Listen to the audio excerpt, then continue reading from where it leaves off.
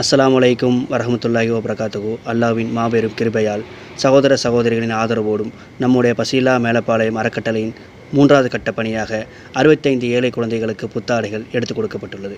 அல்ஹம்துலில்லாஹ்.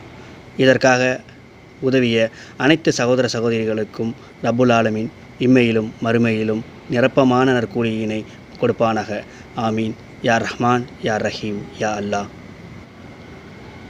அல்லாஹ்வின் தூதர் முகமது நபி ஸல்லல்லாஹு அலைஹி வஸல்லம் அவர்கள் கூறினார்கள், யார் ஒரு முஸ்லீமின் ஒரு துன்பத்தை நீக்குகிறாரோ அதற்கு பகரமாக அல்லாஹ் மறுமை நாளில் அவருடைய துன்பத்தில் ஒன்றை நீக்குகின்றான். நூல் முஸ்லீம். ஆகவே எனது அருமை தோழமை சொந்தங்களே, இன்ஷா அல்லாஹ் ஏழை எளிய மக்கள், தேவையுடைய மக்கள் அதிகமாக இருக்கின்றார்கள். வாய் விட்டு கேட்க முடியாமல் கேட்பதற்கு கூச்சப்படக்கூடிய மக்கள் அதிகமாக இருக்கின்றார்கள் நம் ஊரில்.